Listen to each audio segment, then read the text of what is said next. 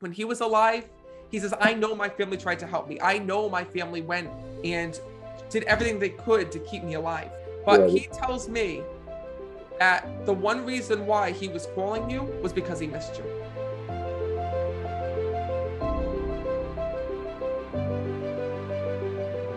Andrew, where are you from? I'm from Long Island. Long Island? Yeah. Oh, perfect. Well, I'm glad that you're here.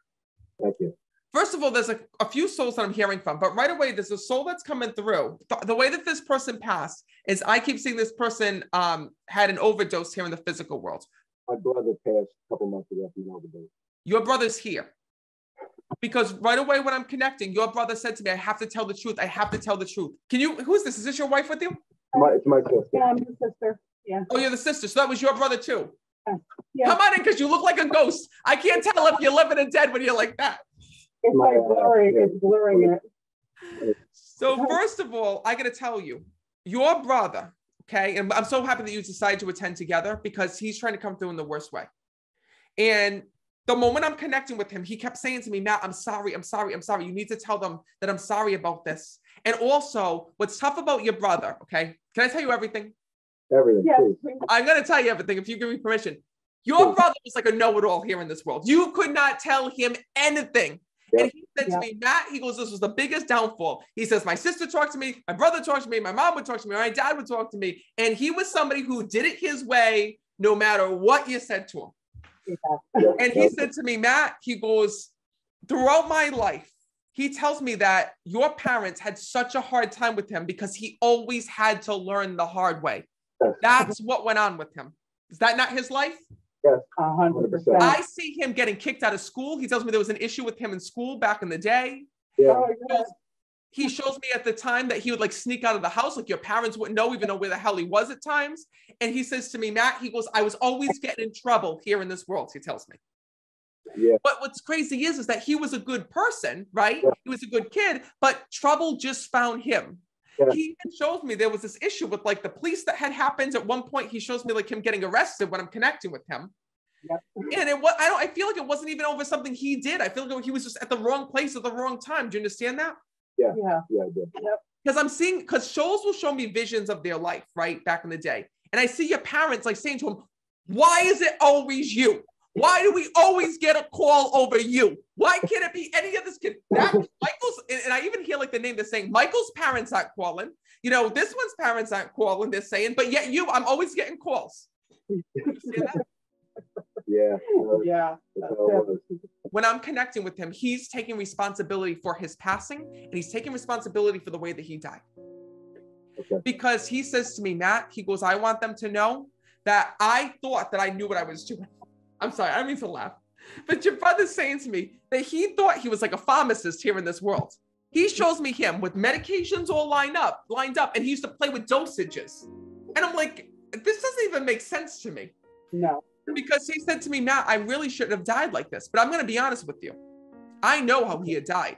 I am seeing fentanyl when I'm connecting with him. Yeah. And this was his new drug, he tells me. So he tried other things. When I'm connecting with your brother, he used to pop pills here in this world because I'm seeing all pill bottles in front of me. Do you know about that? Yes. And then also, when I'm speaking to him, not only did he used to pop pills, but then he shows me, he goes, Matt, he goes, I wanted to try something different. He said, so this was not his first time touching fentanyl. He had done it before. Okay. He thought he knew what he was doing. He thought he was being safe, but unfortunately he wasn't. Yep. No, that's what we figured.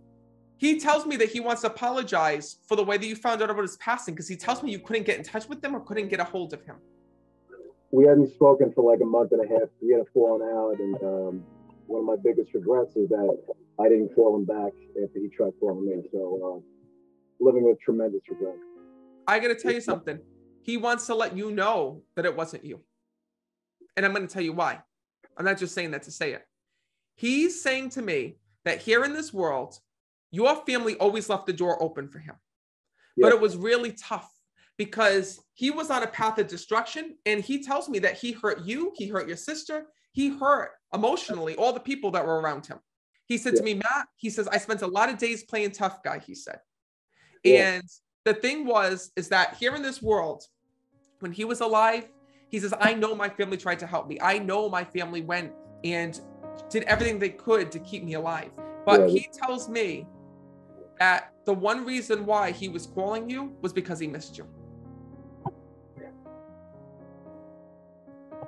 But I will tell you something. No matter how many times you talked to him, even if you talked to him the night before, you could have not changed what he did. I've said that a million times. Honestly, like. Yeah, but you need to know it from him. You need to know it from him. That's what you need to know. You know, when you feel that internally, right? That's your intuition, your own psychic ability talking to you. But he also needs you to know that. Talking to your brother was like two different people. Some days he was completely fine, and it's like he was normal. And then other days it's like, I don't know who this person is. I like, it's like almost like he used to go on these rampages. He tells me it's because a lot of times you couldn't get through to him because of the drugs. Yeah, makes sense. So when he was using and taking things, it's like he was a completely different person. And then when he would go off of it, it's like almost like you got your brother back for a few short moments. And sometimes he would forget. He would forget that you were even mad at him or that your sister was mad at him. Yeah. And I feel that's the reason why he called. Well, thank you, man. But you're very welcome. But what's so tough is this. This was something that went on for a very long time. And this is something that he had lied about. This is something that he had gone and pushed away.